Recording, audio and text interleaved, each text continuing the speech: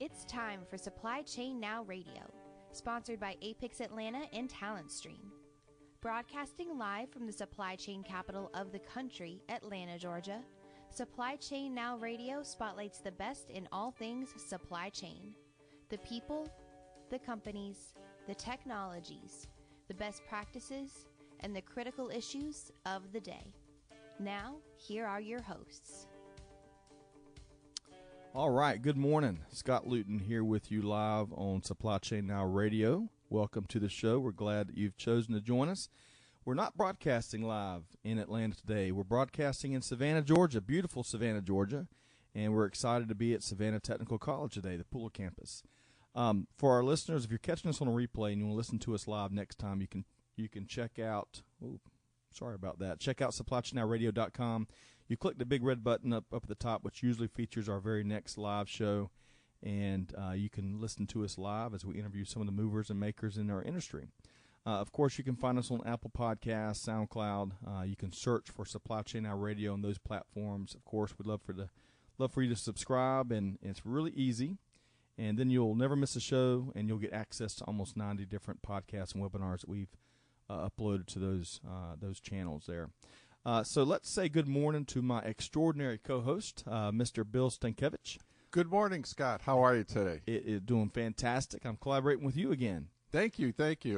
Love to have you down here every time, and we got some wonderful guests lined up for the show today. We sure do. It's 3 different segments that we are podcasting today, and Bill is a local business leader, supply chain guru. Bill sits on a variety of boards, including Apex Savannah, the Georgia Manufacturing Alliance, the Logistics Technology Corridor Task Force, and WorkSource Coastal, right, Bill? Yes, sir. Keeping busy and promoting more jobs for our beautiful state of Georgia and everywhere here in the Southeast. And that's just what you do on Mondays, so I don't know what you do with the rest of the week. But I love comic books. Bill also serves as an adjunct professor for our hosts here at Savannah Technical College, where he teaches students on a variety of things, including forklift safety, I believe, right, Bill? That is correct. It's a full-day class, and I want to give a special thanks to Kevin, who's the VP for Business Development, and also Dr. Love, the president of this wonderful institution, and always look at hashtag Think More, Be More, and savannatech.edu/QEP. That's right. Kevin Wentz, that Bill's alluding to, he's a wonderful business leader as well. He's helped us stand up Apex Savannah, where I believe he's an official board member. And, of course, he's part of the great staff here at Savannah Technical College that not only supports and develops students, but helps support and develop business. That is true. And he's also on the Technology Task Force Corridor also. Okay. And we're going to have to tackle freight tech on an upcoming show, because Savannah is poised to be a wonderful freight tech world capital in many ways, right? Yes. And let's see here. This is going to be the first of 3. So that's freight tech. We're going to tackle that on a segment down the road. Today on this show, we're going to be talking all about M&A. And we've got an M&A advisor here, Erich K. Schmid. Good morning, Eric. Good morning, Scott. We're looking forward to interviewing you, President of Business Intermediary Services Limited. I'm picking your brain on what's really seems like a hot market for folks buying and selling their companies. Very much so. The multiples today are the highest we've seen in many years. Wow. Well, so hold that note. We're going to bring you back in a second, and we're really looking forward to hearing some of your expertise and learning more about some of your observations in this market. So, Bill, as you know, as we talked about pre-show, we've got a variety of sponsors and supporters for today's 3 segments. The Savannah Supply Chain Guy. You can learn more about Bill at savannahsupplychain.com. Huge supply chain guru and SME and consultant. You're helping companies. Little bit of everything. And special thanks to my good friend Keith Biondo for Inbound Logistics and the whole Biondo family, where he has a son working out of Indianapolis also for the great company. Fantastic. So big thanks to savannahsupplychain.com and inboundlogistics.com. In fact, we're real appreciative that Inbound Logistics helped promote the 2019 Atlanta Supply Chain Awards. Very thankful. And that has sold out on March 12th. Outstanding. Which is fantastic. Standing room only, huh, Scott? That's right. I'll be looking in through a window just. And, of course, we got to mention again Savannah Technical College, where, as Bill said, they're helping their students think more and be more, really focusing on teaching employability skills, which is helps them get a job, which is what education oftentimes should be about. And we love Dr. Love. That's the current president. And more love for love. That's right. More love for love. And, of course, they're hosting us here today, and we're very appreciative of that. Okay, so we're going to bring in Eric Schmid here in just a second. But first, Bill, we want to talk about some of the top things to know in supply chain now. Since we're going to be talking mergers and acquisitions today, I wanted to mention a couple of notable recent transactions. First off, as reported by the Wall Street Journal, Lineage Logistics, I think I'm pronouncing that right. That is correct. It's got a considerable operation here in the Savannah area, and they have recently acquired Preferred Freezer Services. $1 billion transaction. Holy cow. It's going to combine the world's number 2 and the world's number 3 refrigerated warehouse providers. So creating a super competitor in that space, it looks like. For those of you who didn't know, Lineage Logistics is based in Novi, Michigan, but they've got a presence not just in Savannah, but also in the metro Atlanta area. So a lot of infrastructure here. So neat deal. We'll see how that ripples out in it seems that refrigerated space, there's been a resurgence in the need for it. Yes, it's taken off tremendously because of changes with the USDA for imports coming in, particularly also on food produce coming in from either Chile or Peru. And you've probably have heard the other acquisition by Americold Logistics that recently purchased Port Fresh Logistics. Port Fresh itself started several years ago by Brian Kasich, the current CEO, and they started a 100,000 square foot 50-foot tall fresh produce facility at 34 degrees. And part of that deal includes 100 acres of land that Americold is going to be doing additional expansion for freezer. So it's a win-win for the Southeast to continue the imports and exports for cold logistics. And, Bill, I know one of the things you do is you help companies find warehouse space, right? Yes, sir. And have you seen more demand? Tremendous demand. Yeah. A lot of the companies are coming to Savannah for either short-term, long-term space, and there's probably another 4.5 million square feet that is currently being built, and there's continued interest both on manufacturers, importers, on having a base here out of Savannah. Plus, with Savannah Port Authority, Georgia Port Authority, they're expanding the rail service, and the shortest distance between 2 points is a straight line. So if you got product that's coming in through Savannah all the way up directly through the Midwest within a few days via rail, it's a win-win. And plus, let me add that the port deepening project is going on very, very well. That should be completed in the next year and a half. I think they're at 50% done right now. And that means any large container ship can come in at any tide, because currently the largest ships have to wait for high tide, and that's going to increase the amount of sailings. Georgia Port Authority currently has 34 sailings per week coming in, and they do a wonderful job, and kudos to Griff and the whole Georgia Port Authority team. We love you guys. We do. And, I'm real partial because I've known Bill a long time, but you can tell he is an incredibly connected and SME, really, for not just Savannah, certainly all things supply chain, but here, particularly in Savannah, if you're looking for a resource or if you're looking for a connection, a supply chain management need, reach out to Bill Stankiewicz at SavannahSupplyChain.com, right? That is correct. We'll help anybody in any way, and that even includes if you need warehouse or transportation help anywhere within the 50 contiguous states. Because of my current contacts with IWLA members, International Warehouse Logistics Association, WORK, CSCMP, and the Southeastern Warehouse Association, you can just consider me as a free consultant. My only motivation is to continue to grow jobs for our wonderful state of Georgia. Love it.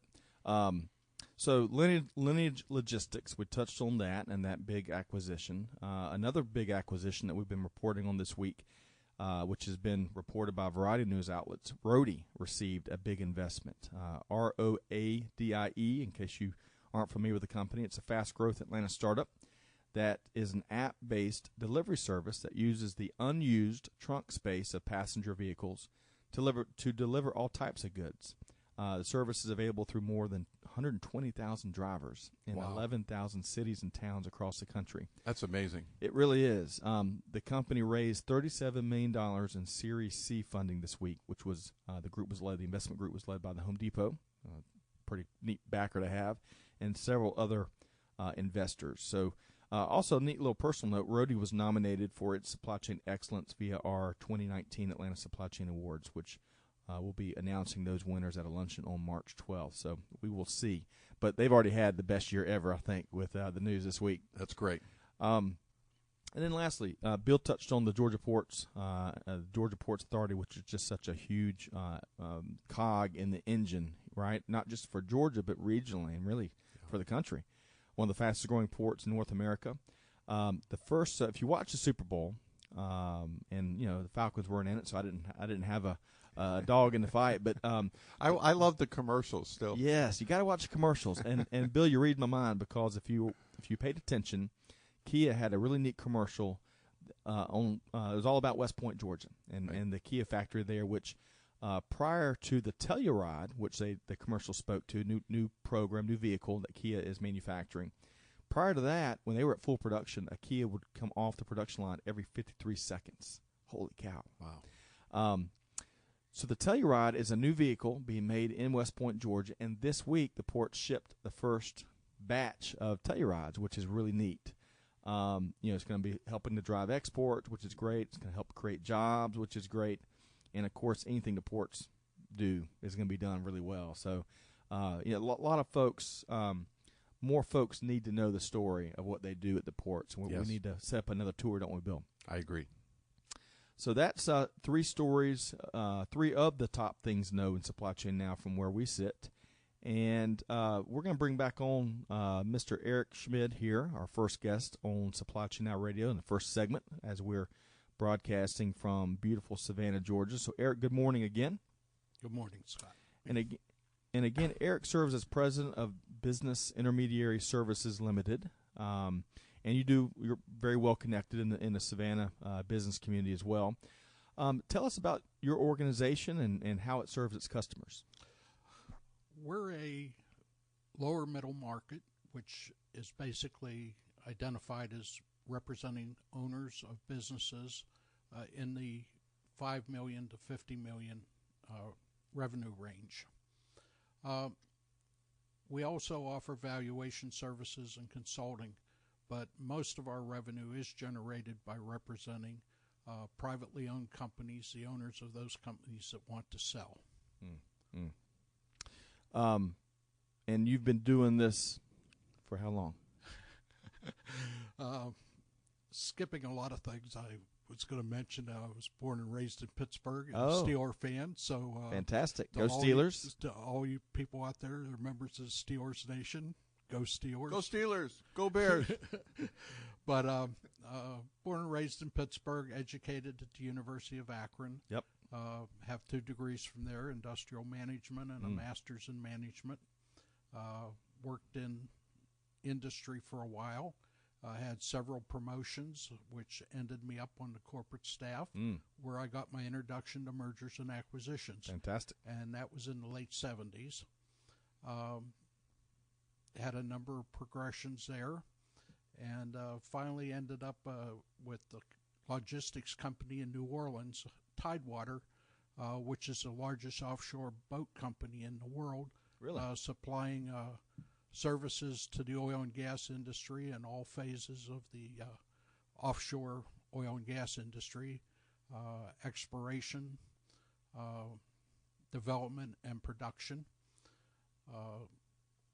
So I was responsible there for overseeing joint ventures and foreign subsidiaries. In 1985, I got burned out.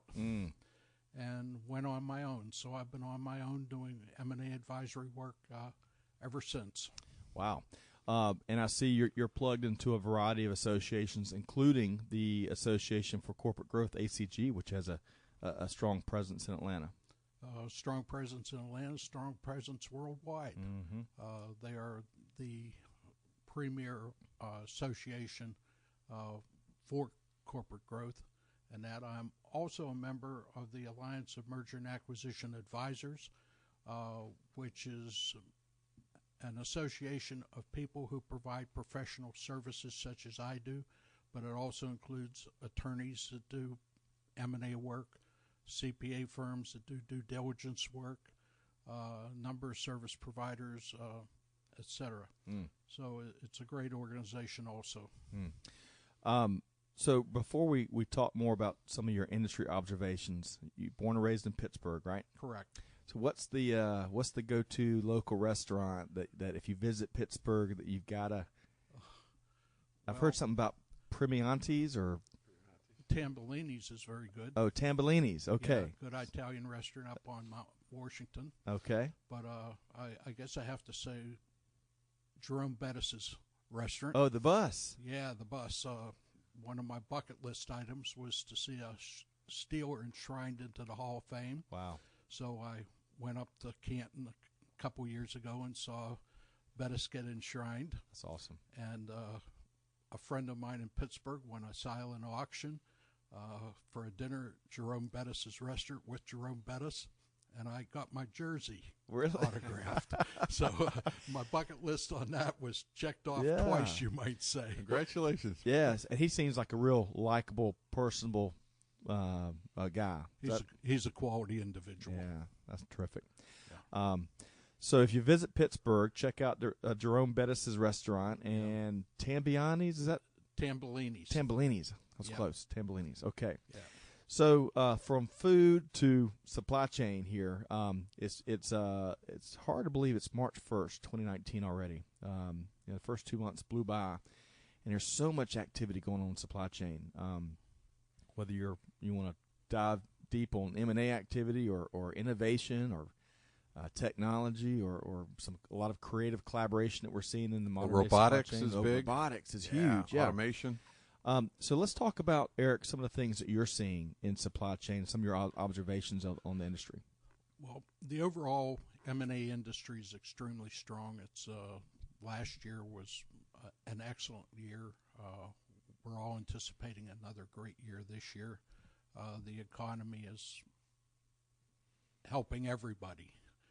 And what we're seeing is that there's more and more consolidations going on, just like the two acquisitions you spoke about. There's smaller acquisitions going on all the time. The primary reason is that risk. It's oftentimes much easier to make an acquisition than to just come into an area and do a greenfield operation. If you come in, you acquire management, you acquire people who have local knowledge, etc. So there's a lot of advantages to making acquisitions. One of the trends we're seeing is, particularly in logistics, is technology. And I just like to say technology drives value.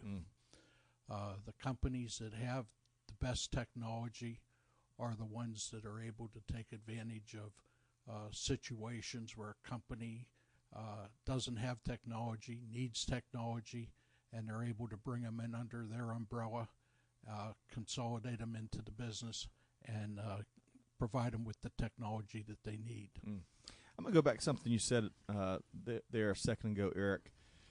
You mentioned the value of having those local resources and local connections. One of our sponsors, Talent Stream, had worked with a private equity group that had investments in the Metro Atlanta area, but they needed local recruiting resources to help these companies find talent so that it could drive forward and drive growth and whatnot. Talk a little bit more about the importance of having these local experts, kind of like what Bill mentioned here in Savannah. How important is that with these transactions?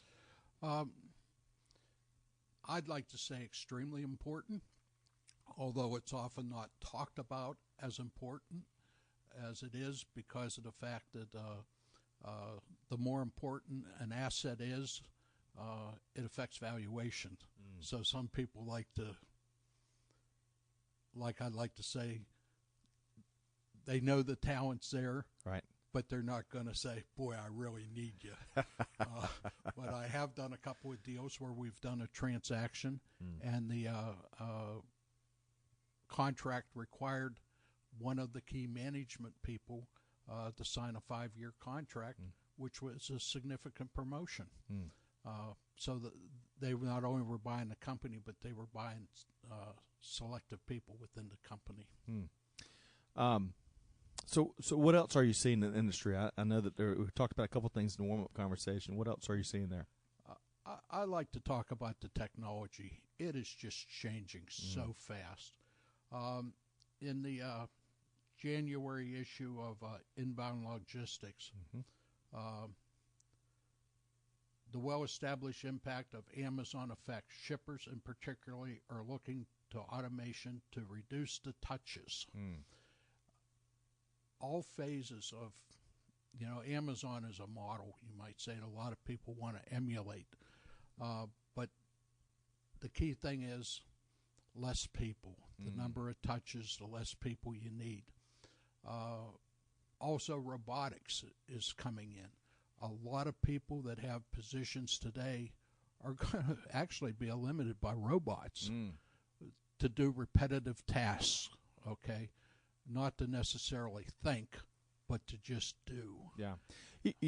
On that notion, one of the things that we've heard about and reported on and had some folks on the show to speak to, folks from Gray Orange and whatnot, talk about this notion of cobots, where it's, people and robots working together, and where folks, as long as they're willing to learn more and develop personally and professionally like we all do, it's created the robots and the enhanced use of automation has created more opportunities for current employees. So we try to talk about how it's not so much a threat; it's creating opportunity and opportunity to learn how to do more and more, whether you're working with cobots or robots or you name it. Particularly with repetitive type of motions. I was fortunate almost 15 years ago. I worked with Chris Barber, who is now the CEO for Gray Orange, on a variety of projects that included the installation of white carousels, increasing pick rates, and with that we're able to increase productivity, make the costs come down, and I think these e-fulfillment houses with these robots that are using, or those cobots are just lifting up these shelves, bringing them to the pack station, and reducing walking for these repetitive things.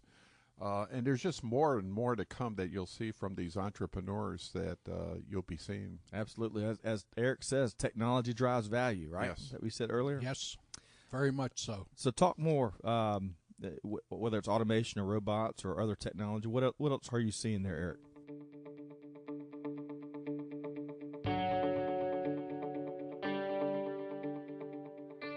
This episode of Supply Chain Now Radio is brought to you by Apex Atlanta, an association for supply chain management organization. Apex Atlanta provides supply chain thought leadership, networking, and certification opportunities for supply chain professionals and companies in the Southeast. Consider getting involved with Apex Atlanta as a volunteer or general guest. Student memberships are free and the networking opportunities are numerous. Supply chain certification workshops can be delivered at your offices and are also offered through a partnership with Georgia Tech Supply Chain and Logistics Institute. In 2019, CSCP and CLTD workshops are offered in a 2.5-day boot camp format in June and October. Whether you're interested in better understanding inventory management and planning fundamentals, end-to-end supply chain management concepts, or logistics, transportation, and distribution, Apex Atlanta has something for you.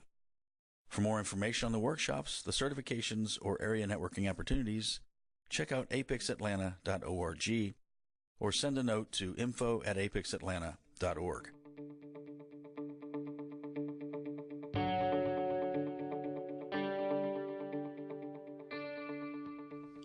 Well, talking about technology, there's also a lot of activity in the development of programs for automation. Okay, so it's just not the inbound logistics firms that we normally talk about.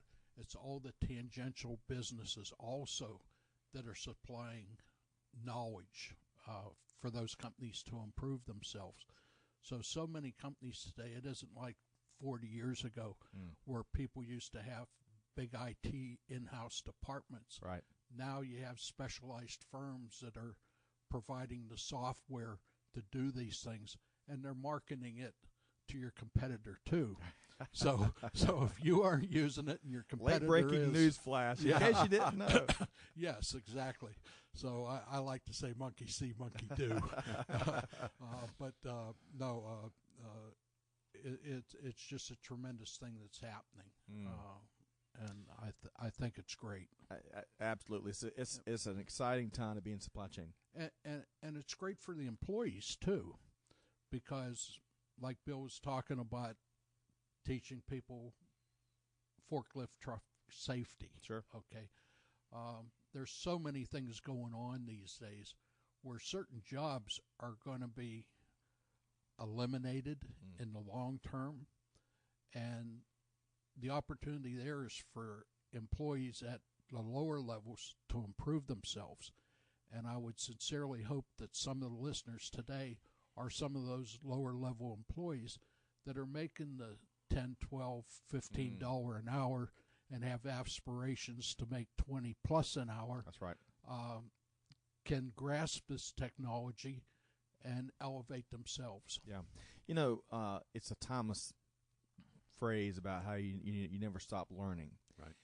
I would venture to say that in this era, the Amazon era, it's never been more important to keep learning, right? Because the rapid rate of change and innovation and the job market ever changing, you almost got to have a lesson learned every hour. And there's so many free avenues to take advantage of. You can go to a Million Cups tour or walk that they have every 9 o'clock in probably 170 locations throughout the United States. Take a look at YouTube. If you go to YouTube, Bill Stankiewicz, Apex, APICS, you'll have 4, 5, 7 wonderful videos that can help train you on the field of logistics for additional certification and take advantage of that. Network, learning, you got to learn every day. Every day, absolutely. So before we talk about a really neat 12-step process, and we probably won't be able to do that give that as much time as we'd like, Eric, because I'm sure it's pretty involved. Advising folks on M&A activity is not like tying your shoes. But let's talk about any bold, fearless predictions that you might have for 2019. I think the economy is going to continue to rock and roll. Oh, fantastic. I really believe that. The employment level is probably the most critical thing right now for the economy to keep going. The consumers are making more money. The unemployment rate is historically low in that. The problem really to keep the economy going is finding employees. And even regardless of what industry you're looking at, everybody today is looking to do more with less. And I can see that trend. And that trend is important because if you can do more with less, the economy can keep growing. And yeah. Well, that's encouraging because we hear a variety of a slowdown. Yes, next lots of different predictions. Yeah. But knowing your background, that's made my day. So thank you, Eric. One of the things I work extensively on is reading of what's upcoming. You might say. Yeah. The tea leaves. I just see wonderful trends. Fantastic. Very encouraging, especially for entrepreneurs that we've got in the room here. All right, so let's talk about, in supply chain, we love our process, right? We love process in supply chain. Bill told me earlier about this, a 12-step process that you've developed. You've been doing this quite some time. Tell us about what's involved as you advise these companies that are buying, or advise these business owners that are buying or selling companies. Okay. What does that look like? Well, rather than go through the 12 processes, 12 steps, I'd just like to kind of give you an overview of it. Sure. The first thing is learning about the client's company. And if you're representing him in the sale of his company, the one thing you want to learn is as much about his company so that you can, in your mind, picture who potential buyers for that company will be. Okay? So who needs this company?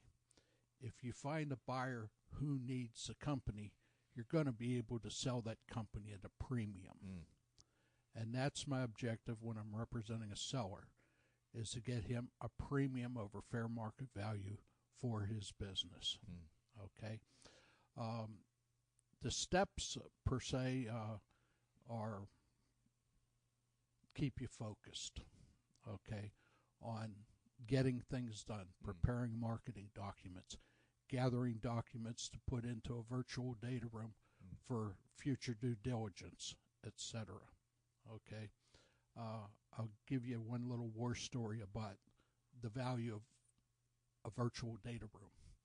For those of you who aren't familiar with it, it's a room that has controls on it, and you have to be granted access to get into the room to see documents. One of my transactions involved a facility that was located next to a EPA hazardous site. Right. And there were wells on my client's property to monitor any migration of chemicals from that neighboring facility onto his property. About 6 months after we closed the deal, the lead attorney for the buyer said, "I don't think you properly disclosed some environmental issues." Well, the documents were in the virtual data room. I knew that. So I went back and I looked at the log.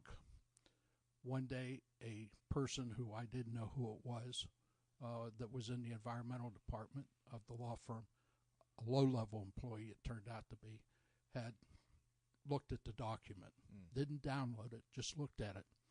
3 days later, the head of the law firm's environmental section downloaded the document. So I called the head attorney back, and I said, "You need to check with Joe. He has a copy of it, and I know he has a copy of it because it's watermarked." But not little things, but things like that can really sink a deal, right? I mean, that's where expertise comes into play. Well, in the old days, we used to mail documents. Then we used to email documents and that.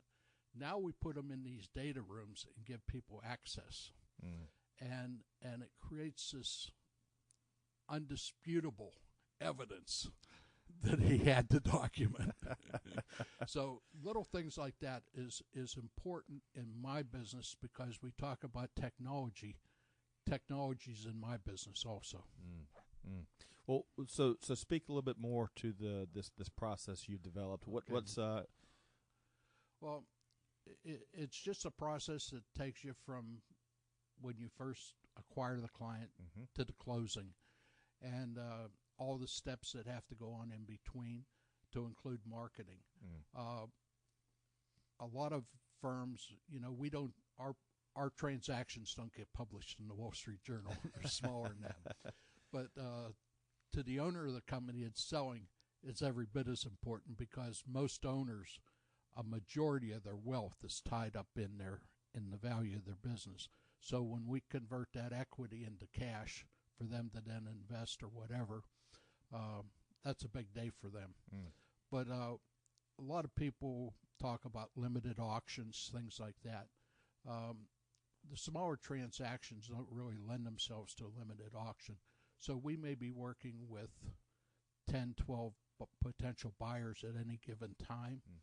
And most times the seller has a particular, I like that buyer better than that buyer. So it's not always price that drives a transaction. A lot of times it's just, gee, I like that guy or I like that company better than I like the other company. It's like a relationship. Yeah, at the heart. chemistry. The chemistry. Yeah. So I'm sure you could write a book or maybe 10 on your experiences, before we tell folks how they can get in touch with you and learn more, give us a war story or two. I think one of the things is the creativity, especially when it comes to logistics and why acquisitions get done. Most of them are done out of a need. Somebody needs this business. The old thing about big fish eat little fish, and then bigger fish eat that fish, that's the same way in the M&A world. We all know about businesses that have been started in garages and those kinds of stories and that. Well, the key thing in these transactions is the fact that you find the need and then you exploit it, you might say, on behalf of your client. We run into complications in deals. Hate to just focus on environmental, but I'd like to also talk about cyber at one point while we're talking here today. We had a transaction where there turned out to be an underground storage tank on the client's property. The buyer wanted to close the deal now. His bank said no, not as long as that tank's in the ground. So what we did, we deeded the piece of property that included that tank to an entity, closed the deal, pulled the tank, got a clean environmental report, and then sold that piece of property to the buyer to complete the transaction for nominal fee, $10. Okay. So, we have to be problem solvers. That's absolutely. Okay. And a lot of people say, gee, that was brilliant. Well, I didn't think it was that brilliant. Yeah. It was common sense to get it done, But cyber these days. Yeah, let's talk about cyber for a second. More and more companies that are acquiring are looking at the target company's cyber. They want to know what kind of protections are in place, and that. And we're finding that is a topic that 5 years ago didn't even show up on a due diligence list, and now it is, and that. So everybody out there needs to protect their information, and again, if you do a good job and you have good protections in place, it's going to be valuable to the buyer.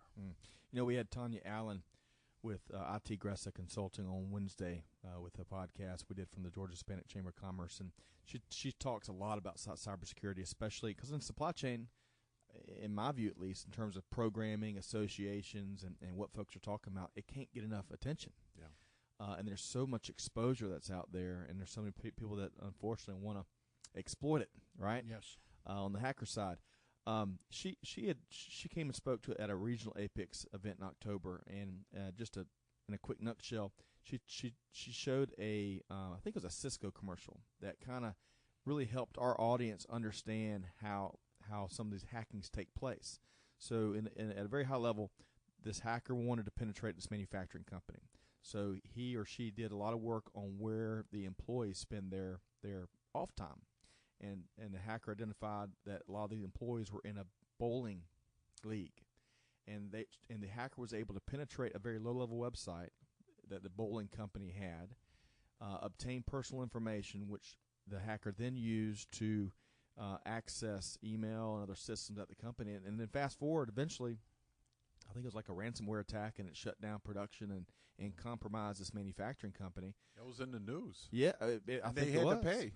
And I just and I'll protect the innocent, but I just had lunch with a manufacturer this week who had a very similar incident. They lost a week of production time from a ransomware attack. So it's scary stuff to talk about, but we got to talk about it because there's a lot of risk out there, right?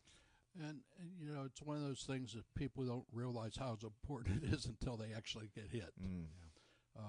Then the light bulb comes on, because we've all read about the big boys, Target, and all of them. A ton of them. Yeah, a ton of them. Banks probably have some of the best cybersecurity protection in that.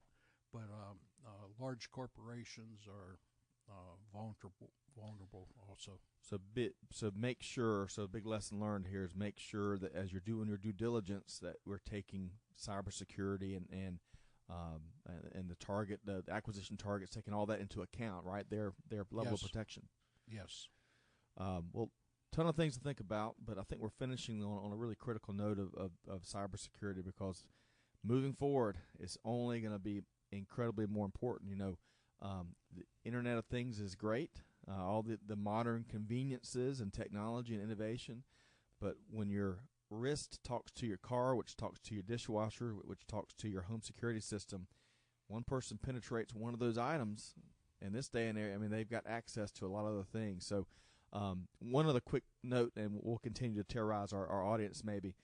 I've also heard about the car. Cars these days are connected to IoT, right?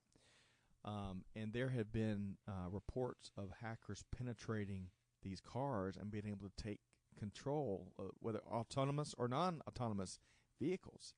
And it's scary if you think of a Honda Accord like I drive, but what if they were able to penetrate semis and tractor trailers? I mean, so cybersecurity, we're going to hear a lot more about it, and it's really neat to hear your take on it as it relates to M&A and how you're advising your clients with taking into some of those considerations. So I love your good news. So we're predicting a strong continued growth. That's something we need to finish on. How can folks get in touch with you, Eric, if they want to, tap into your advisory services or just, Okay. My website's businessintermediary.com. The best phone number to reach me at is area code 828-230-6393. Yep. Or you can find me on LinkedIn at EK Schmid. No T. No T. It's not like Mike Schmidt. It's EK Schmid is how we can find you on LinkedIn. That's how we initially connected, right? Yes. Well, Eric, it's been a pleasure. Maybe at the end of the year we can do a recap show and kind of see how the M&A activity how it ended up for 2019. One last question: do you think 2019, when we look back, will it be a above average year for activity, or about average, or below average? What do you think it's going to? One of the things that affects the measurement of M&A activity is how many huge deals are done. I think the total number of deals will exceed 2018. Whether the value of all deals total exceeds, I don't know. But it's the economy, and the economy will drive M&A. And surprisingly, even in the lower middle market where I am, when the Wall Street Journal is talking about successful large transactions, etc., that affects the mindset of the owner of a smaller company. So success breeds success, and the same way like good transactions makes owners say, now's a good time to sell. If they're selling, it's a good time for me to sell. Absolutely. Success begats success, and so on and so Exactly. forth. Well, Eric Schmid, you've been a fantastic guest. We don't talk enough about M&A dealings here on Supply Chain Now Radio, so really appreciate you bringing that expertise to the table. Listeners, you can learn more. You can connect with Eric on LinkedIn. You can check him out online at businessintermediary.com, right? And I'm sure you'll enjoy talking with him as much as we have. So, Bill, we're going to wrap up with a few upcoming announcements, right? We talked about the Atlanta Supply Chain Awards. Winners are formally announced March 12th in Atlanta at the Buckhead Club. We've got a sold-out luncheon for that. Plus EFT, I for Transport, June 10th through the 12th. Don't forget that. Oh, that's big. And Patience, tolerance, and kindness. This is what I practice every day. Things I BTK, learn. BTK, like for EFT. That's right. Well, so I for Transport, EFT, as Bill mentioned, is bringing their 3PL and Supply Chain Summit to Atlanta June 10th through the 12th. And we're pleased to announce we've been media partners, Supply Chain Now Radio has, for several months. As of yesterday, it's going to be official. We're going to be broadcasting live from that event. And Congratulations. well, we're tickled. They've got such a great list of speakers. We expect upwards of 600, 700 senior executives to attend the event. Top executives, presidents, EVPs from around the world. I4 Transport is renowned for the leadership conferences that they hold throughout the U.S. I've been at many events in the past. And hopefully you'll be with us with this event. To our listeners, you can learn more at EFT.com, or if you can't find what you're looking for, just shoot us a note, Scott@supplychainnowradio.com. We'll get you the information. I skipped over a couple notes here. So March 12th is the Atlanta Supply Chain Awards. March 14th is the Georgia Logistics Summit. Now, I know down here in Savannah, I think they usually come and do kind of like a recap of the summit, right? Because it's being 4 hours away, and that trip doesn't get any shorter. But the Georgia Logistics Summit, March 14th, we're pleased to be media partners on that as well. You can learn more at galogisticssummit.com. Big theme this year is going to be all about the inland port strategy that Georgia's about to double down on with. They've got one port up the 75 corridor, and they're in the process of establishing a second one in Gainesville, Georgia, up the 85 corridor. So you can learn more at galogisticssummit.com. Hope you'll join us there on March 14th. Also coming to Atlanta, the Association for Manufacturing Excellence is holding its Atlanta 2019 Lean Summit. Great speakers focused on the world of manufacturing. A dozen or more plant tours: Caterpillar, Ingersoll Rand, ZF, which is a great green energy manufacturer, Fiber Visions, a lot more. We're serving as a media partner for that. You can learn more at ame.org or shoot us a note and we'll get you connected. Another great conference, and take a look, too, at Georgia Manufacturing Alliance, led by Jason Moss out of Lawrenceville, Georgia. Who doesn't get really any sleep. Good events. He does not get any sleep. He's doing big things. I mean, yeah, I'm glad you mentioned that. You speak of, when we talk about the manufacturing industry here in Georgia, I think you'd be hard-pressed to find a bigger advocate and supporter. He represents well over 300 manufacturers within the state of Georgia and promotes us every day. GeorgiaManufacturingAlliance.com, right? You can find out more about GMA there. And Bill is a local leader for the GMA chapter here in Savannah. And on that note, I want to thank Bill for his continued collaboration and leadership here. This is today's podcast is a continuation of our Savannah Business Leadership Series on Supply Chain Now Radio. With more to come. A lot more to come, co-hosted with Bill Stankiewicz. More CEOs are calling me and presidents locally that want to be on this show. Hot ticket in town. Well, Bill, it's a pleasure to collaborate with you. And it's an honor to be here. I mean that. And we should also thank Erich K. Schmid, president of Business Intermediary Services Limited, for joining us today and offering his expertise. So thanks for coming in, Eric. And thank you for having me. You bet. We've shared with our listeners how to get in touch with you. To our listeners, thanks for joining us on this episode. Be sure to check out other upcoming events, replays of our interviews, other resources at supplychainnowradio.com. Again, you can find us on iTunes and SoundCloud. We'd love for you to subscribe. We love our subscribers, so you don't miss anything. On behalf of the entire Supply Chain Now Radio team, including Malcolm and the research team, this is Scott Luton signing off, and hope you all have a wonderful weekend, and we will see you next time on Supply Chain Now Radio.